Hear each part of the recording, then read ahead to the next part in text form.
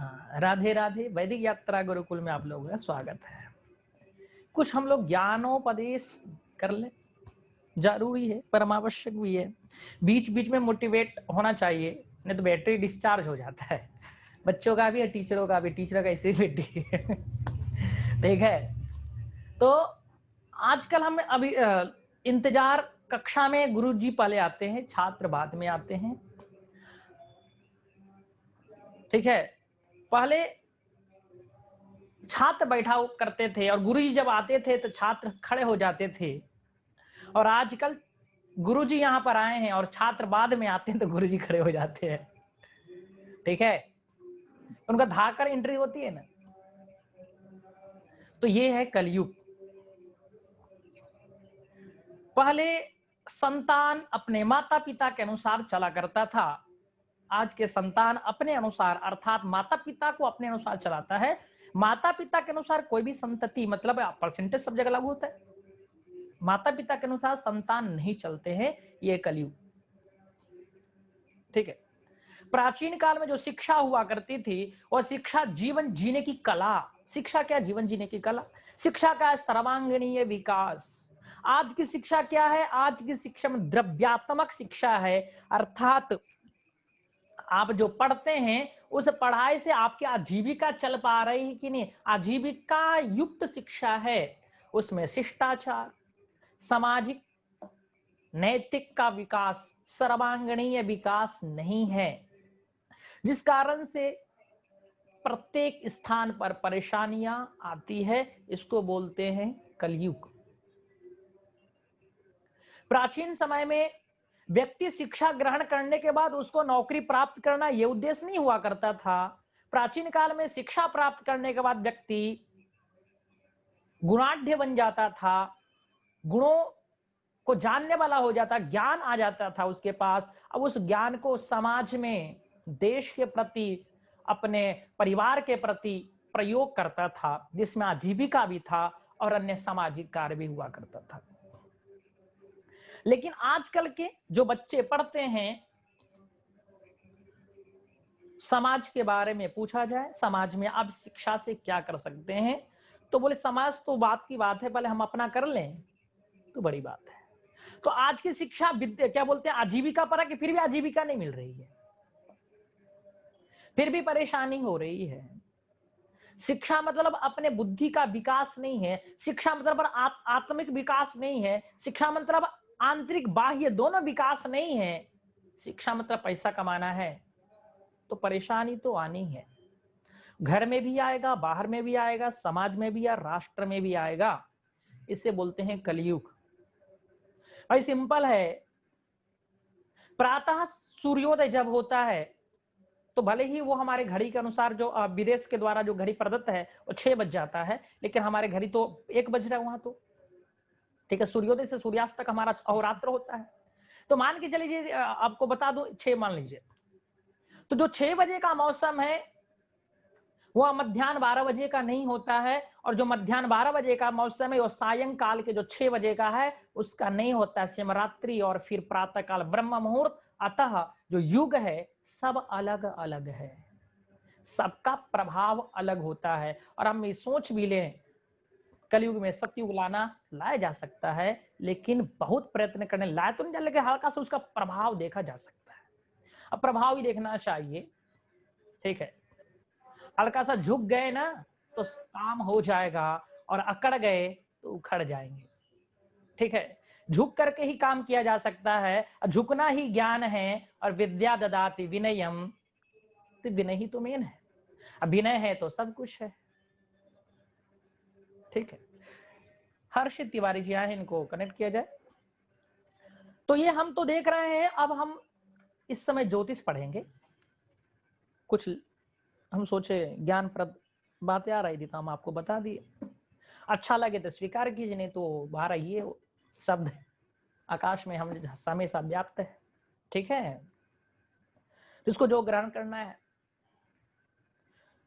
तो अब ग्रहाणाम दृष्टि विचार, ग्रहों का षड्बल हम देख चुके थे। अब ग्रहों का दृष्टि विचार। दृष्टि मतलब देखना, देखना मतलब केवल आंख से देखना नहीं होता है, देखना मतलब होता है दायित्व, देखना मतलब होता है योग्यता। ठीक है, देखना मतलब योग्यता। बोलते हैं ना भैया तुम इस कार्य को देख लेना, अतः आपके अंदर वह योग्यता है जिस कारण से आपको बताया गया है, उस आदेश को मान करके आप उस कार्य को संपादन करते हैं। और आपके अंदर योग्यता नहीं है तो फिर कोई क्यों बोलेगा। इस कारण तो किसी भी मतलब पोस्ट के लिए क्या लिया जाता है, एग्जाम लिया जाता है, परीक्षा लिया जाता है। एक हमारे देश में अपवाद है, राजनेता में कोई परीक्षा नहीं होती, योग्यता कुछ नहीं, ठीक है, वो कोई बात नहीं है, जबकि महत्वपूर्ण पद है। तो ये जो ग्रहों का जो दृष्टि है ना, हम ग्रहों के दृष्टि से क्या सीखते हैं, हमने आपको बताया दृष्टि मतलब योग्यता, तो किसका क्या योग्यता है, कैसे इसका प्रयोग किया जाता है, ये देखेंगे हम। तो दशम तृतीय नव पंचमे चतुर्थाष्टमे कलतरंच पश्यन्ति पाद वृद्ध्या फलानि चैवं प्रयच्छन्ति। चलिए भैया, बहुत अच्छा। प्रत्येक ग्रह 4 पाद होते हैं, पाद मतलब पांव, ठीक है, पाद मतलब चरण, वो जो श्लोक में चरण होता है 4 पाद, तो एक पाद, अब 4 पाद है, यदि हम उसको परसेंटेज में निकाल दें तो एक पाद मतलब 25%, ठीक है, 2 पाद मतलब 50, 3 मतलब 75। अच्छा भैया ठीक है, और 7 मतलब क्या नाम है, चतुर्थ पाद मतलब 100, ठीक है। तो जो ये दशम चतुर्थ सब ग्रह देखता है, लेकिन एक पाद से देखता है। जो ग्रह जहां बैठता है ना, उस स्थान से दशम स्थान को और तृतीय स्थान को देखता है एक पाद दृष्टि से, ठीक है। जो ग्रह जहां बैठता है नव पंचमे, नव भाव और पंचम भाव को पाद द्वय से देखता है, और चतुर्थाष्ट में चतुर्थ और अष्टम भाव को जहां बैठता है ग्रह, वहां से देखता है, इसे पाद त्रय कहते, त्रिपाद से देखता है, तीसरा पाद से देखता है। सप्तम दृष्टि जो ग्रह जहां बैठता है वहां से सप्तम भाव पूर्ण दृष्टि से देखता है ग्रह, ठीक है। तो पाद वृद्ध्या फलानि चैवं प्रयच्छन्ति, जिस प्रकार से पाद वृद्धि है ना, पादों के अनुसार ही फल देते हैं। अब हमने आपको परसेंटेज में बता दिया था, जैसे मान के चलीजिए कोई बच्चा है और क्लास में पढ़ा और लेकर आया 25%, तो पहला नंबर तो पास नहीं है, और पास नहीं होने के साथ साथ वो कहीं पर उसकी योग्यता कहीं पर भी उपयोग नहीं किया जा सकता, उसकी योग्यता की, ठीक है। तो मतलब एक पाद जो दृष्टि है हम उसको नहीं लेते हैं। अब द्विपाद दृष्टि तो 50%, तो 50% भैया आजकल आप जनरल में हैं तो 50% लेकर आए, कहीं एडमिशन में नहीं होने वाला। बीएड में 55%, नेट निकालने के लिए आचार्य में 55%, मतलब 55% से ऊपर है तो ठीक ठाक माने जा सकते हैं, चलो ठीक पढ़ा नहीं है लेकिन परीक्षा ठीक ठाक दे दिया है, ठीक है। तो जो 50% है उसको भी हम नहीं लेंगे। चतुर्थ पाद 75%, बहुत अच्छा भैया, ठीक है। तो 75% भी जर्नल वालों के लिए असफलता यहाँ लगता है। अब क्या बताएं, हम तो जर्नल में तो जर्नल के उदाहरण देंगे ना, हम जैसा है वैसे संसार मानेंगे। जो एक मनुष्य होता है वो देवता कैसा मानता, मनुष्य के स्वरूप में तो देवता मानता है। अथवा जो जानवर होगा यदि हल्का सा उसमें बुद्धि, ऐसा नहीं बुद्धि नहीं सब में होता, किसी में ज्यादा किसी कम है, तो वो उसको क्या सोचता होगा, मान के चलो हम सोचे तो क्या उसके समान ही देवता होंगे, ऐसा मानता होगा, ठीक है ना। तो जो जैसा होता वैसा ही मानता है। जैसे कोई पागल होता है संसार को पागल मानता है, वो अपने आप को पागल नहीं मानता। मूर्ख जो होता है संसार को मूर्ख मानता है, अपने आप को मूर्ख नहीं मानता।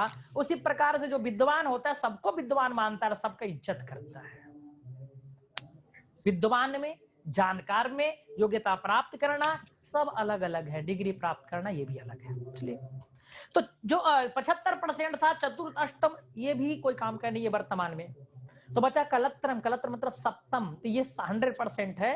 अर्थात जब कोई भी ग्रह सप्तम दृष्टि से देखता है किसी को, जहां बैठता वहां से सप्तम भाव सप्तम दृष्टि, तो वो उत्तम माना जाता है और उसी को लेना चाहिए।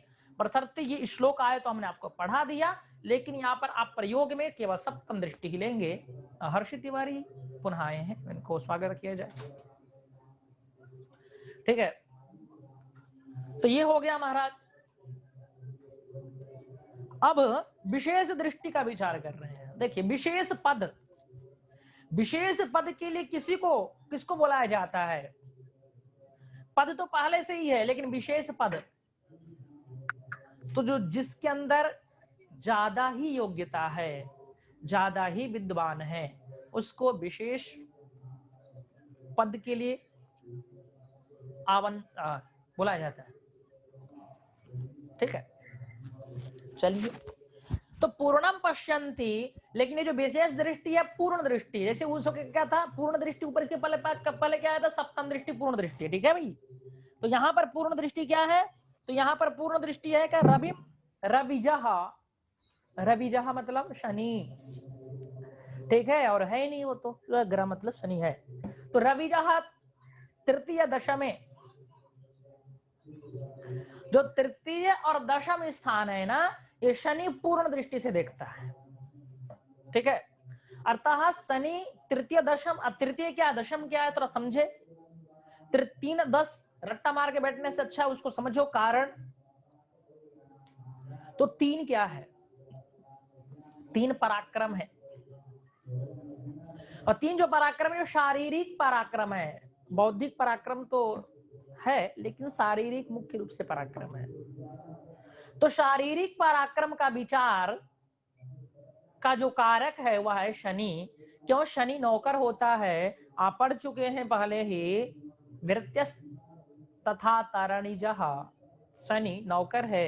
अतः नौकर जब कोई आता है तो प्रथम बार जो 2-2 हाथ करता है वो शनि करता है। नौकरी करते हैं जो जिसको हम रखते हैं बॉडीगार्ड, किसी प्रकार से भले बॉडीगार्ड का विचार मंगल से करते हैं, लेकिन शनि का कहीं ना कहीं हाथ है। तो रवि तृतीय दृष्टि दिया गया, साथ में दशम दृष्टि, दशम मतलब आजीविका, दशम भाव से आजीविका विचार करते हैं, और आजीविका का कारक शनि होता है, कर्म का कारक शनि होता है। तो दशम भाव भी शनि का, दशम भाव कर्म का है, कर्म का अधिकार है उसी को तो सौंपा जाएगा ना।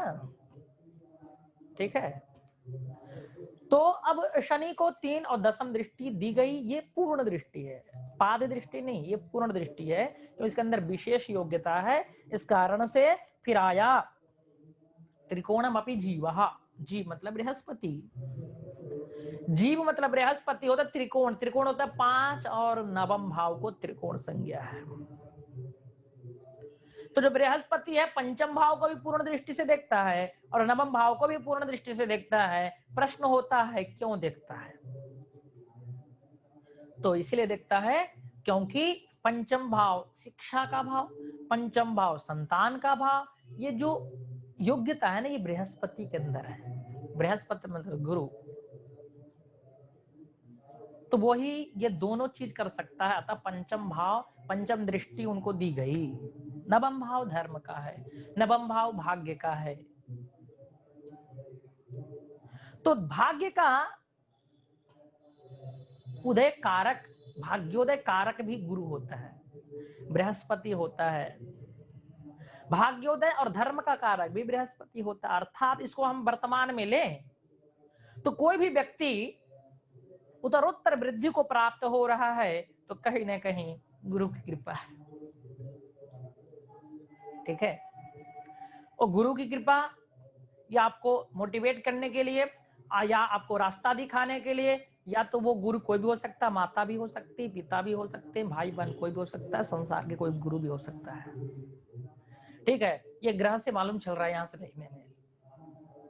तो बृहस्पति भाग्य का कारक होता है, बृहस्पति धर्म का कारक होता है। अतः बृहस्पति को नवम दृष्टि दी गई है। पंचम नवम हो गया, चलिए आगे चलते। चतुरस्त्रम भूमि सुता, भूमि सुत मतलब मंगल, चतुरस्त्र 4 और 8, 4 और 8 दृष्टि जो मंगल को है। 4 क्यों और 8 क्यों है? 4 से भूमि का विचार करते हैं, और भूमि सुतः, भूमि का सुत पुत्र मंगल है। ठीक है, तो भूमि का विचार मंगल से किया जाता है। तो भाई आपको भी कहीं आप जमीन खरीदना अथवा कुछ भी, तो किससे संपर्क करेंगे? बिल्डर से करेंगे कि नहीं? अथवा कहीं कोई भवन चाहिए तो आपको बनवाना हो अथवा कुछ भी करना हो तो। अतः मंगल उस चीज का कारक है जिस कारण से उस पद से सुशोभित किया गया मंगल को। अतः मंगल के लिए जो दृष्टि है पूर्ण दृष्टि चतुरस्त्र 4 है। और 8 दृष्टि क्यों, अष्टम दृष्टि क्यों, क्या भैया? तो अष्टम दृष्टि इसीलिए अष्टम भाव से हम रक्त का विचार, कष्ट का विचार के साथ हिंसा का विचार करते हैं। और रक्त का, हिंसा का विचार मंगल से भी किया जाता है। अब चाइना भारत का युद्ध हुआ तो वहां पर सबसे पहले हमारे जो देश के रक्षक हैं वो पहले जाते हैं, ना कि जो केवल घर पे रह करके अनेक कुछ भी बोलते रहते, वो नहीं जाता। अतः रक्षा का विचार मंगल से करते हैं और देश में सेना का भी विचार भी मंगल से किया जाता है। तो मंगल अष्टम भाव का कारक हो गया, इस कारण से अष्टम भाव को पूर्ण दृष्टि से मंगल देखता है। अब प्रश्न, अच्छा, और सितार कबुदही मकाराह कलतरंच, कलतर मतलब होता है सप्तम भाव, पर्यायवाची शब्द प्रथम अध्याय में आया था, समझे क्या? सितार्क, चलो ठीक है। तो सित मतलब शुक्र, अर्क मतलब सूर्य, बुध मतलब जानते ही हैं हिमकर, हिमम करोति चंद्रमा। क्यों 3 ग्रह हो गया, 4 ग्रह से इस वजह कलत्रम, ये सप्तम भाव को ही पूर्ण दृष्टि से देखते हैं। च मतलब वो भी मतलब जो शनि है, शनि के साथ बृहस्पति और मंगल है, ये भी तीनों सप्तम भाव को देखता है पूर्ण दृष्टि से। तो अब आपको समझ में आ गया होगा। 5 ग्रह, 4 ग्रह सप्तम भाव को देखते हैं। मंगल 4, 7, 8 को देखता है, बृहस्पति 5, 7, 9 को देखता है, शनि 3, 7, 10 को देखता है। ये इनकी पूर्ण दृष्टि है, ठीक है। तो कहां से देखता है, प्रश्न तो उठता है, कहां से देखता है? कहां से देखता है भैया, बोलो? घर से देखता है। हमारे कुछ छात्र घर से देखता है, ठीक। मतलब तुम यहाँ बैठे हो तो अपने घर से देख रहे हो? नहीं नहीं, तो कहां से देख रहे हो? यहाँ से, मतलब जहां तुम बैठे हो। हाँ, जहां बैठेंगे वहीं से देखेंगे ना, आंख हमारी यहीं पर है, ठीक है। नहीं तो भैया ना हम कैमरा लगा ले तो फिर, ना कैमरा भी लगा लो तो कैमरा को तो देखोगे, ठीक है। जो ज्ञान होगा वो तो आंख से देखने पर ही तो होगा ना, ऐसा थोड़ा ना जो इंटरनेट सीधा मस्तिष्क में चला जाएगा बातें, ऐसा नहीं होता। अभी तक वहां नहीं पहुंचा साइंस। वो केवल ज्योतिष में ही है ये काम, ज्योतिष में कुंडली देखता है, व्यक्ति को जान लेता है।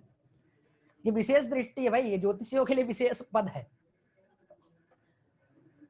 ठीक है। तो जो ग्रह जहां बैठा है जन्म कुंडली में, जिस भाव में बैठा है, वहां से हम गिनती करेंगे 7, 10, जो भी दृष्टि बताया गया है उसको वहां से गिनती करेंगे जहां ग्रह बैठा हुआ जन्म कुंडली में। अर्थात जैसे मान लीजिए कोई ग्रह पंचम भाव में बैठा है बृहस्पति, तो पंचम भाव से पंचम दृष्टि कहां देखेगा, पंचम भाव में? अरे नहीं, वहां बैठा है तो वहां से पंचम भाव कहां होता है, षष्ठ, सप्तम, अष्टम, नवम, नवम भाव को पंचम दृष्टि से देखेगा। सप्तम भाव हो जाता है एकादश भाव, नवम भाव हो जाता है लग्न। अर्थात बृहस्पति यदि पंचम भाव में बैठता है तो नवम भाव एकादश भाव और लग्न को देखता है। तो जो ग्रह जहां बैठेगा वहीं से देखने का विचार करना है। वहां पर आप ये मत कर लीजिएगा, अच्छा गुरुजी बोले थे मंगल 8 देखता है और 4 देखता है, ठीक है चलो रट्टा मार के बैठे हैं। मंगल बैठ गया सप्तम भाव में, 8 देखता है, बगल में भाई सप्तम अष्टम भाव बगल में, एक भाव नीचे, ज्यादा दूर जाना नहीं है। चौथा भाव, चतुर्थ भाव, वो भी देखता है और लग्न को देखेगा सप्तम दृष्टि, ऐसा सप्तम दृष्टि देखता, हाँ वही तो बैठा ही है तो ऐसा नहीं है, जहां बैठा वहां से गिनती करेंगे हम, से जान लीजिए। जैसे आपको बोला जाता है, कोई बोला भाई बताओ कितने छात्र हैं कक्षा में, तो आप अपने आप को छोड़ नहीं देते हैं, छोड़ देंगे तो कुछ मिलेगा भी जो मिलने वाला है, ठीक है। कभी कभी जिज्ञासु बच्चे कर देते हैं ऐसा, जो 32 समझते हैं, ठीक है, तो उनको अपना मतलब जो ग्रह जहां बैठता है वहां से हम विचार करते हैं, तब हम जान पाएंगे। कुल मिलाकर के दृष्टि तो ये हो गया क्या नाम है आपका ग्रह भेदाध्याय, ग्रह बलाध्याय, ग्रह के बारे में आपको अच्छी तरह से बताया गया। और क्या नाम है राशि प्रभेदाध्याय, राशि के बारे में एक एक चीज बताया गया। और ये फलादेश का नींव, नींव जानते जैसे आप लोग गुरुकुल की नींव है स्तंभ मोटे वाला बीच वाला, ठीक है, उसी प्रकार से ये जो दो ग्रह है ये भी फलादेश के लिए नींव है। यदि आप इसको छोड़ दिए तो फलादेश भी आपको छोड़ देगा, और आप छोड़ दिए तो परसों फला परीक्षा लेंगे और इसमें फिर देखते मार्क भी छोड़ देंगे, ठीक है। हाँ, आपका परीक्षा के लिए अन्य गुरुजी आएंगे, यहाँ दो गुरुजी बैठे हुए हैं अभी आकर के, व्याकरण और वेद के हम पढ़ाए तो हैं, लेकिन ठीक है, लेकिन वो परीक्षा लेंगे, ठीक है भाई, हम तो ऐसे ही हम ले लेंगे। तो ये हो गया आपका सप्तम दृष्टि और ग्रहों के बारे में पूर्ण डिटेल। तो अब आप क्या करेंगे, इसको देख करके आएंगे, विचार करके आएंगे,